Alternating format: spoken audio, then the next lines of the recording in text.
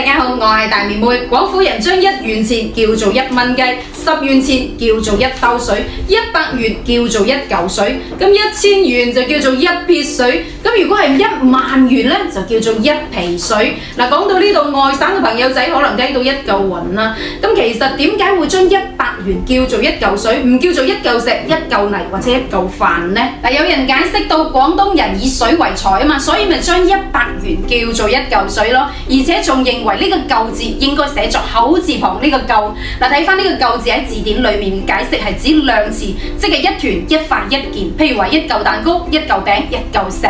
即但係水又唔係塊狀物，好似同呢個嚿冇乜親戚關係喎。咁點解水又會叫做1嚿呢？我知啦，將啲100蚊捆到一嚿一嚿，咁所以100蚊咪叫1嚿水咯。聽你咁講都好似有啲合理，之但係唔好意思，正字應該寫做1球水。冇錯，你冇聽錯，係1球水，即係100元。你講起1球就令我諗起上次去香港某大現金問親戚借嗰1球，佢都托我手踭，K 個100蚊都唔肯借俾我，哼！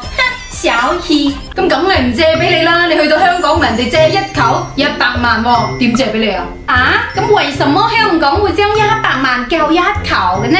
嗱，睇翻呢個1球水嘅球字喺字典裏面嘅解釋，第一個解釋係指賄賂，譬如話受求；第二個解釋喺玉片裏面記錄到質也，為以物累贅也，累積攏聚，所以成球。常言物之滿貫，以百為最。嗱，所以球者就被視為滿，咁方言就用呢個球字表示百。嗱，順帶一提，有啲地方會將1嚿水叫做1擔水，唔知你有冇聽講過呢？再睇翻呢個水字喺字典裏面嘅解釋，本意係指糧食。咁喺説文裏面亦都有解釋到水糧也，從米歲星。第二個解釋係指古代用嚟祭神用嘅精米。咁喺《山海經》裏面亦都有記錄到水用淘米，注水祭神之米。咁到咗後嚟，呢個水就引申為金錢嘅意思。嗱，其實糧同水係好有關係嘅。喺古代朝廷裏面發嘅錢就叫做糧餉或者係響水，咁到咗現代出嘅工資就叫做出糧。嗱，譬如生活上我哋問人借錢或者借糧就叫做度水，如果係好迫切咁樣去揾錢就叫做撲水，唔知你有學識未呢？咁廣府人講嘅開門7件事就係柴米油鹽醬醋茶。嗱，柴米就係最緊要，柴就係身，米就係水。嗱，所以以水為財嘅水就應該係糧食嘅水。咁所以以後大家要分清楚邊啲水先就係財啦。好啦，到最後又想問下大家一個開放性嘅問題，關於水嘅俗語又有邊啲呢？嗱，歡迎喺底下留言留低你嘅答案啦。好啦，到最後又祝大家豬籠入水，下一個視頻再見，拜拜。阿婆，不要用粵語點講呢？唔攞啊，不願意呢？唔制啊，咁好似我咁啊，有人話我講嘅粵語有口音唔標準，又叫做唔咩呢？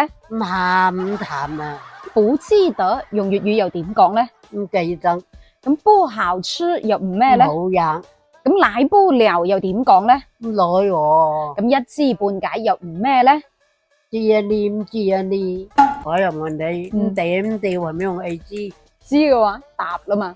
咁喺珠三角地區係好慣講個唔字嘅，嗱唔即係表示否定嘅語氣，不也咁解。嗱，幾乎日日都有唔一次嘅，唔信你聽下啦。咁冇胃口又唔咩呢？唔開胃，咁如果沒空又唔咩呢？唔得閒，咁不理他又唔咩啊？唔睬佢，唔理佢，咁不自在又唔咩呢？唔自在，咁香港人講唔 care。咁如果冇人幫襯，冇生意又唔咩呢？唔發展冇發展，咁不爭氣又唔咩呢？咁就可以話爛泥鋪唔上腳，咁下不了手又點講呢？落唔到手，咁擺明住已經好清楚啦，又唔咩呢？唔使諗噶咯，咁毫不相干又叫做唔咩呢？拉更唔關事，咁如果冇關係啦，又點講呢？冇拉冇楞，嗱，冇啦冇楞，嗱，譬如可以咁做句嘅喎。從今日開始啊吓，我同包租公啊冇啦冇楞噶啦。咁奶煲子又唔咩呢？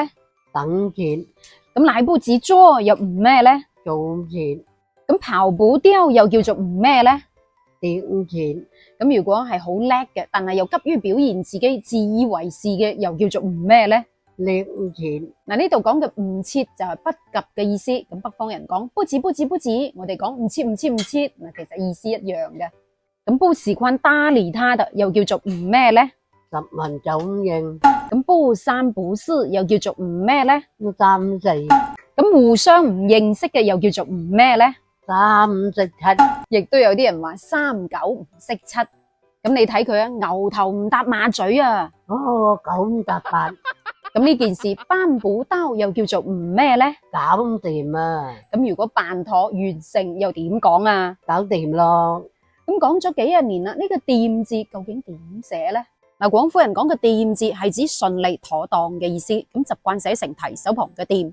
嗱，其實呢個掂字係指以手稱物，即係話用手去稱嘢嘅意思。例如話掂靚意思係之字吧。咁所以平時廣府人講嘅順利同呢個掂字係冇乜關係嘅。咁但係平時我哋講嘅掂下都唔得，掂佢一下先至係用提手旁嘅掂。咁亦都有學者認為表示順利嘅係用豎心旁呢個字。嗱，豎心旁加個尖呢個字粵語係讀貼，係指平定、平復、安然嘅意思。咁同心態、心境有關嘅，所以有個豎心旁。咁所以佢同順利又冇乜拉楞喎。嗱，多得老師嘅提醒，原來廣府人經常講順利嘅掂字就係戶字旁加個尖。嗱，呢一個先就係個掂字。咁掂字嘅本意係指門山，乜嘢叫做門山呢？嗱，以前有喺鄉下住過嘅老友記都知道啦，關起門打樹嗰一條木就叫做門山啦，掂攝門山啊嘛。嗱，廣府人習慣將直就叫做掂，例如話打橫打掂、橫掂。咁橫掂亦都有人話橫樹嘅喎，即係反正咁解。所以廣府人講嘅掂字係出自門山嘅，即係打樹嗰條木咁解。嗱，包括平時我哋講嘅掂個碌蔗，好掂、搞掂、掂晒，飯飯都掂，咁都係用呢個掂。掂即係直，直即係順，順即係暢通無阻啦。咁飯飯都掂嘅意思，即係話每一個範疇都好掂、好順利咁解。咁所以個掂字又衍生出好順利、好妥當、無阻嘅意思，就為之掂啦。嗱，再講翻個唔字咯，咁北方人講崩上啦，我哋又點講嘅咧？唔使恨，唔使諗，不變心啦。咁吃不好、睡不着又點講咧？唉，任安運樂。咁情況唔對頭、唔對路嘅，往唔好嘅方向發展，咁呢一個又叫做唔咩咧？唔係路，係狗路。嗱，係狗路其實係反問句。咁別字彎啦，又叫做唔咩咧？唉，唔使旨意啦。咁煲開竅又叫做唔咩咧？唉，幾日再先話噶。咁呢個唔化其實就係食古不化嘅化。咁黐補鍋又叫做唔咩咧？唔抵得哇，你唔抵得哇。嗱，其實唔抵得可以理解為係心裏面難受、忍唔到咁解，亦都可以話抵唔得頸，或者係唔抵得頸嘅喎。咁至於補奸啦，又唔咩咧？唉，我唔撈咯。咁補堆又唔咩咧？唔啱噶。咁不值得又唔咩啊？唔抵啊。咁天而不值又叫做唔咩咧？哦，我同你唔抵啊。咁不用指望啦，又叫做唔咩咧？唔使慌。哦，佢又唔好，唔使慌咯。咁沒注意又唔咩咧？哇，唔過眼咯。咁一聲不響又叫做唔咩啊？答先點出啊？咁怪不得又叫做唔咩咧？唔怪之得。仲有話怪唔知得，怪唔得知。咁奈何不了又叫做唔咩啊？你吹我咁像，拉我咁像，大笨象加支槍。咁說曹操，曹操招刀又叫做唔咩咧？日你冇講人，夜晚冇講鬼啊。咁可不可以又點講咧？得唔得？唔得就不順得。咁心裡不安又叫做唔咩咧？唔安樂。咁拼命跑又叫做唔咩咧？走咁唞。咁得意忘形又叫做唔咩啊？唉，老豆信乜點知咯？咁不聽他的又叫做唔咩咧？唔聽佢知地。咁不了解來龍去脈又叫做唔咩咧？唔知頭唔知路。有句說話叫做半夜食黃瓜，唔知頭尾。咁些些又唔咩啊？唔該晒。咁幼稚不懂事又唔咩咧？唔臭米氣。咁要不要這樣用粵語又點表達咧？你使唔使講？咁笑到合不攏嘴又叫做唔咩咧？笑到見眼見眼。咁量力而為又叫做唔咩咧？冇咁大個頭，唔使笠咁大隻，冇。咁說不定啦，又叫做唔咩咧？話唔埋噶，亦都可以話唔定。咁今非昔比又叫做唔咩咧？唉，今時唔同往日，咁忠言逆耳又叫做唔咩咧？好話咁好聽嘅啦。亦都可以話唔係好話，係直頭唔好聽啊。咁唔夠塞牙縫又點講咧？得咁多咁講我食牙啦。咁荷包奶又點講咧？我講啱嘴應啱牙噶。咁全身唔舒服又點講咧？啊，周身聚菜噶。我又問你雞啄五斷係咩樣意思？即係話講個不停，囉囉嗦嗦咁解。咁興呢？唔興即係話唔流行咯。冇數位呢？冇數圍即係話唔劃算，亦都可以話圍唔過或者係圍唔到皮，想制咁過呢？都係話划煲奶咁解咯。嗱，譬如話阿強叫你去做呢件事，得5蚊雞啫，真係制唔過啦。水瓜打狗咁見到一拳，係咪樣意思？即係話嗱，呢件事都未辦妥嘅，件事都仲未完成，但係就已經損失咗一半咁解。嗱，譬如話有啲十劃都未有一撇嘅事，就已經損失咗大筆資金啦。咁夠後咁樣意思？即係話唔滿足，唔係好夠食咁解。咁話得呢？即係話唔怕吃虧，唔怕蝕底嘅人。譬如話，哇，阿強真係唔話得啦，搭我去咁遠佢都制嘅。唔使問阿貴咩樣意思？嗱，唔使問阿貴，即係話唔使請教貴人，唔使貴人指引，都知道係乜嘢意思咁解。所以就有咗呢一句唔使問阿貴啦。手指咬出咬入係咩樣意思？即係話吃裏扒外啊。嗱，改名係好重要嘅，所以有句說話唔怕生壞命，只怕古壞命。係啦。咁推卸責任又叫做唔咩咧？屙閃出嚟地爛。咁有啲嘢係唔使講得咁直白嘅，又唔咩咧？畫公仔咁仔畫出腸，即係話你畫公仔嘅話，如果連公仔條腸都畫埋出嚟嘅話，太直白太明顯啦啩。不過講咗咁多年個唔字又點解又點寫咧？嗱，唔字我哋都知道係表示不冇否定嘅意思，但係寫咗咁多年都係寫口字旁加個唔字，寫咗咁多年呢一個一直都係續寫，唔係本字嚟嘅，唔使下啦，打開字典查下就知道呢個唔字其實相當於唔字嘅意思，係一個語氣助詞，完全冇不冇否定嘅含義喺裏面嘅。嗱，其實本字就係個冇字。唔使下啦，嗱，喺珠三角地區習慣講唔，但係喺粵西、廣西一帶就習慣講冇。嗱，譬如話唔係就講成冇係，唔愛就講成冇愛，唔知就講成冇知冇知，唔係就講成冇有係。所以呢啲例子都可以證明到，平時我哋經常講個唔字就係嚟自冇字嘅普通話發音。再舉多個例子，口天吳呢一個姓氏，普通話讀吳姓先吳。咁用粵語就讀吳姓姓吳嘅咯，吳廣德唔好睇。嗱，你可以試讀一下嘅普通話講吳，我哋就講冇，或者講嗱，其實都係一樣嘅，就係咁簡單，就係咁樸實無華。認同嗎？認同嘅話，點翻個讚，點翻個關注啦。好啦，今期暫時同大家講住咁多，到最後又循例問下大家，你平時講得最多嘅又係乜嘢呢？留言話我知，我哋下一期再見，拜拜。阿婆，未成肉係咩字咧？果字，等我諗下先。啲春字咧，係啊，未成肉係個春字。咁喺廣府地區有好多關於春字嘅俗語嘅，譬如話乜春嘅咧？嗱，乜春即係相當於普通話講嘅什麼鬼，只不過語氣比較強烈一啲，亦都帶啲不耐煩。嗱，可以咁造句嘅。你講乜春噏乜春話？咁橢圓形嘅石頭又叫做咩春呢？鵝春石，石春路。嗱，鵝春石係因為形狀似鵝卵而得名，咁用鵝卵鋪成嘅路，所以就叫做石春路啦。咁雞蛋叫咩春呢？雞春啦。咁鴨蛋呢？鴨春啦。咁蝦子蝦卵呢？蝦春啦。咁蟹子又叫咩春呢？蟹春。咁魚子呢？魚春。咁蠶卵又叫咩春呢？蠶春。咁雞乸肚裏面未成形嘅雞仔又叫咩呢？雞春之嘢啦。咁形容好長，長篇大論又叫咩春呢？水蛇春咁長個。嗱，平時生活上可以咁講嘅兩句說話，你講到水蛇春咁長，我邊記得咁多啫？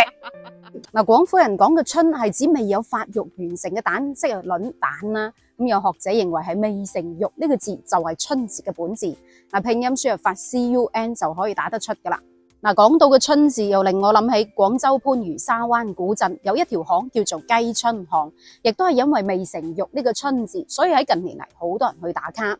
嗱，據說雞春巷呢個地方喺清朝嘅時候，村民就已經開始咁叫噶啦，一直就叫到依家。咁事關喺古時候，村民屋企有好多雞蛋，雞蛋多到食唔晒，所以都會攞到呢條巷嗰度去賣。咁漸漸個個買雞蛋就會諗起呢條巷啦，所以村民乾脆將呢條巷仔叫做雞春巷。咁雞春巷呢個名就係咁得嚟噶啦。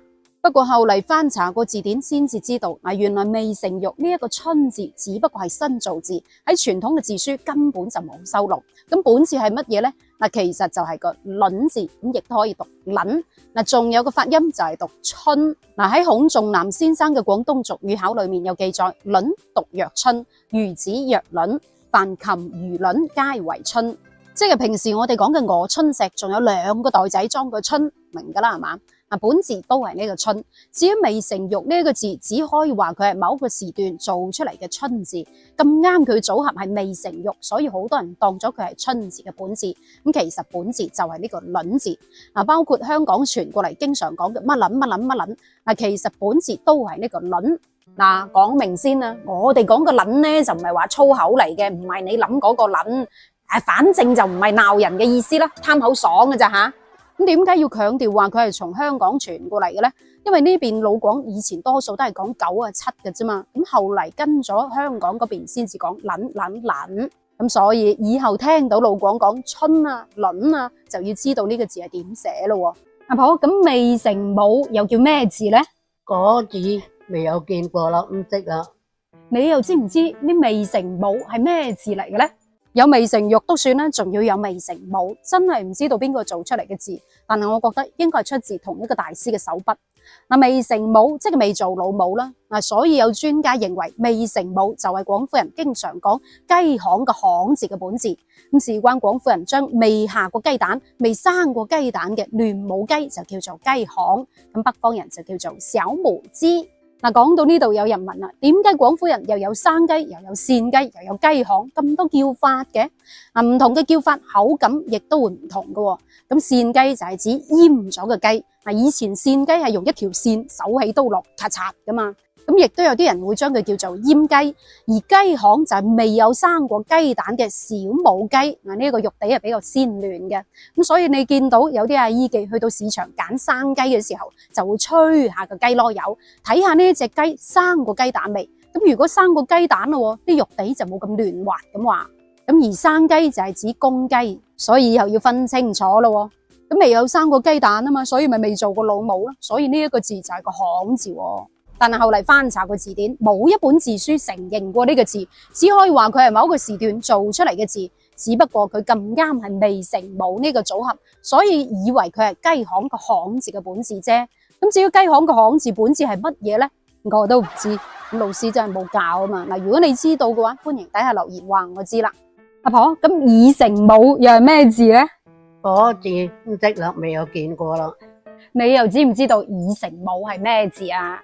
未成肉、未成母都未算喎，仲有一個字更巴閉，叫已成母。你未成啊嘛，我已成。咁已成母又點解呢？已成母即係已經做咗人老母啦。所以有專家認為已成母就係個乸字嘅本字。真係得噶喎，佢未生過蛋就未成母，生咗蛋就已成母。須知道呢個字已經打唔出噶啦，須知道呢個字喺傳統嘅字書係冇一本字書收錄過，連讀音都冇。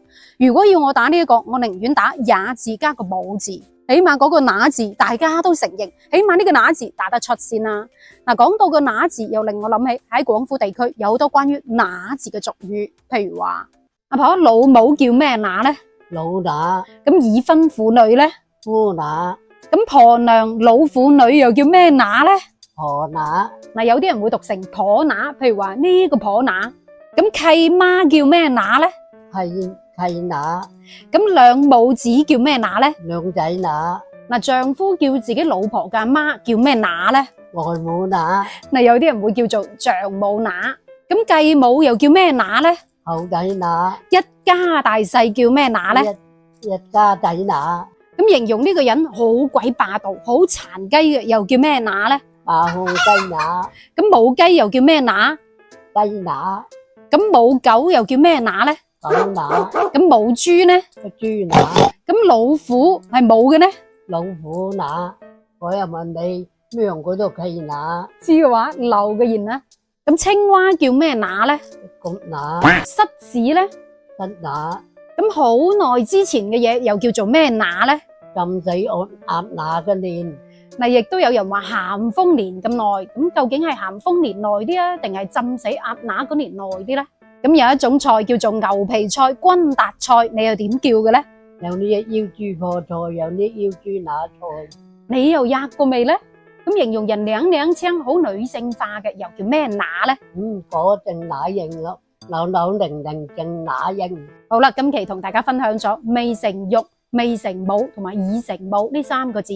嗱，又唔係話要大家寫啱嘅，但係起碼要分得清邊啲係本字，邊啲係新造字啊嘛。好啦，到最後阿婆話要問下你，我問你，扁平足要做咩乸？知嘅話留嘅言啊，我哋下一期再見，拜拜。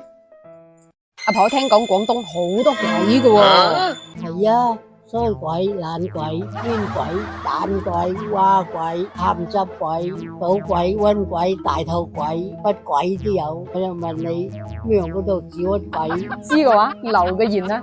咁呢4個鬼字邊嘅你又點讀咧？立埋呢度鬼鬼鬼嘅啦。咁呢幾個字肯定就唔係讀鬼鬼鬼鬼嘅啦。嗱，今期逐個同大家解釋，先講下鬼字旁加個離字。嗱，呢個字普通話讀黐，粵語讀黐。嗱，黐嘅本意係指山林裏面嘅一種鬼怪。咁喺說文解字裏面有解釋到若龍而黃，即係話好似龍一樣黃色嘅妖怪。咁經常喺山林裏面出現去害人嘅。咁呢一個就係黐啦。咁呢一個魅字大家應該唔會陌生啦，嗱就係魅力嘅魅字。嗱，魅係傳說中嘅精怪，有迷惑嘅意思。咁呢一隻叫魅嘅妖怪，睇起身係好多人中意嘅，因為佢善於迷惑，善於幻化啊嘛。人面獸身四足，係一隻好有魅力嘅鬼怪。嗱，呢一個就係魅啦。咁呢2個字就可以有邊讀邊啦。普通話讀魍魎，粵語讀魍魎。咁點解要一齊講呢？事關佢就係一隻鬼怪。嗱，魍魎係傳說中山林嘅精怪，咁亦都有人話佢係翼神，係顓頊嘅仔嘅化身。嗱，根據《搜神記》卷16裏面有記載，昔顓頊氏有3子，死而為翼鬼，一居江水為藥鬼，一居藥水為魍魎鬼，一居宮室善驚人小兒為小鬼。咁呢度講嘅魍魎係水怪嚟嘅，經常喺水裏面興風作浪，搞到老百姓擔驚受怕。呢一隻就係魍魎鬼啦。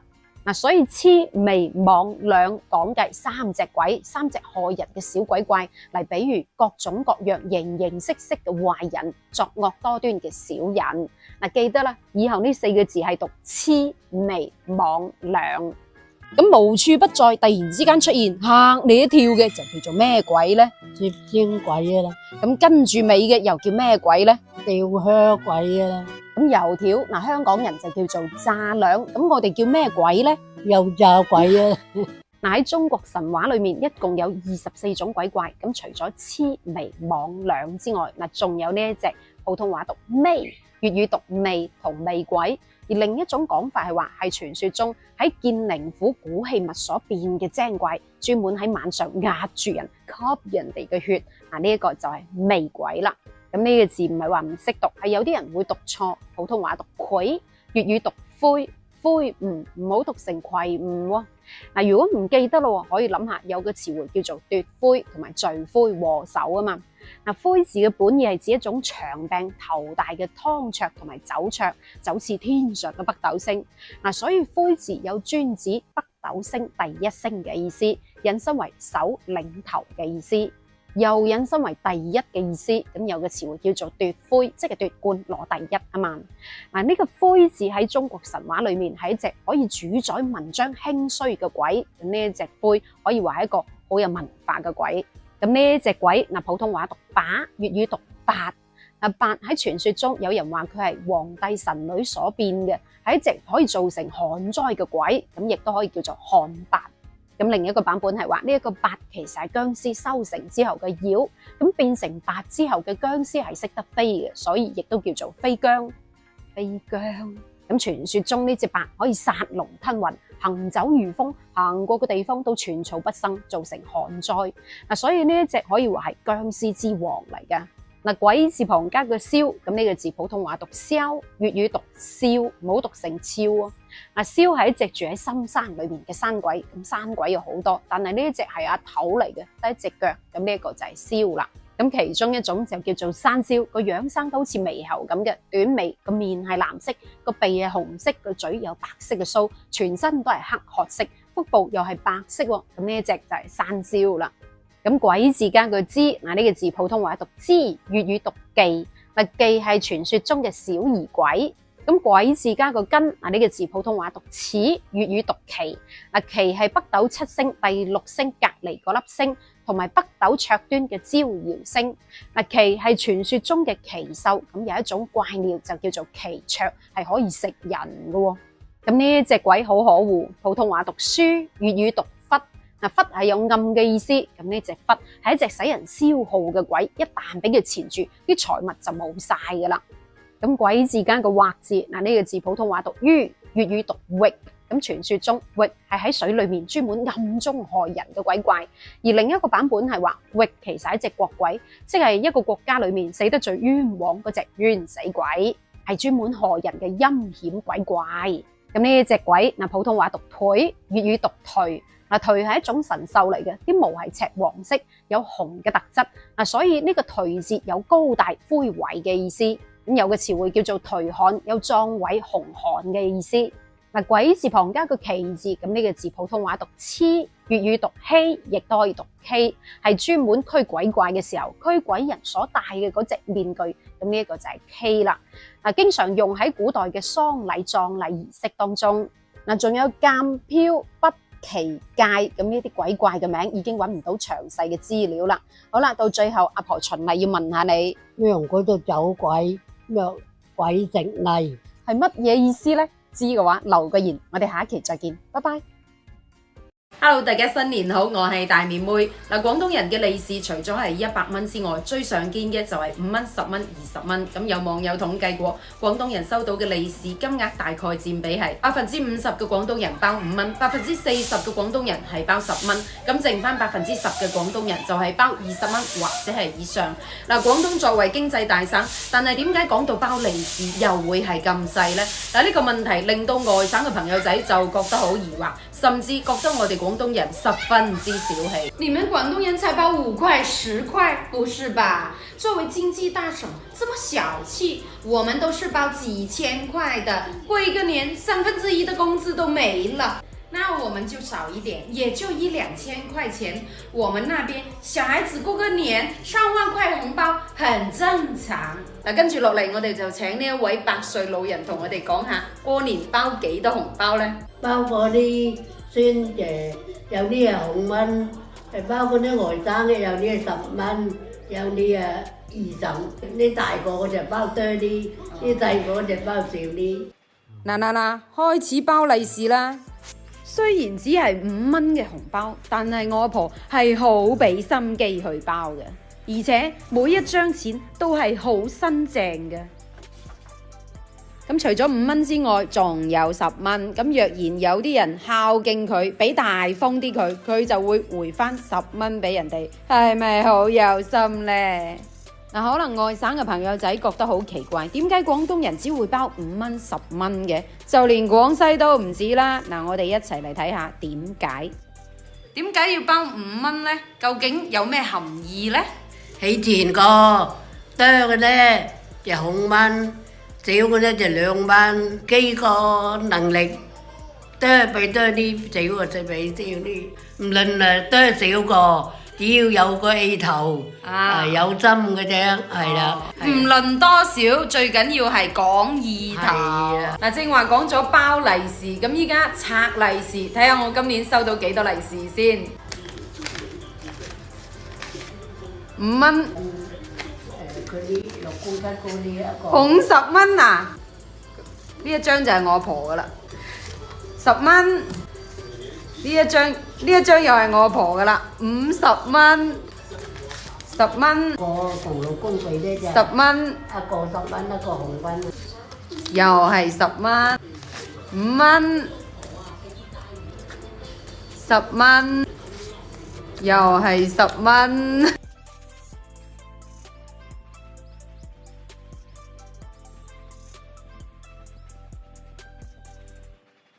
170蚊。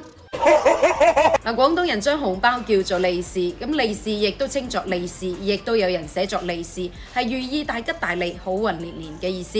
咁利是呢個詞喺易經裏面亦都有記載，係帶有本少利多嘅意思。咁喺元代嘅俗諺考裏面就有提及到，為了吉兆要向主家討個利是的說法。嗱，所以利是呢個詞亦都有好運嘅意思。根據《易雜注》裏面有記載，營商利是，贏達利是。咁生意人派嘅利是，取其意有利於任何事情嘅意思。咁因為是同事又係同音，咁所以好多人將利是寫成咗利是。廣東人都有逗利是同埋派利是嘅習慣。利是你就逗得多，但係你又識唔識寫個逗字呢？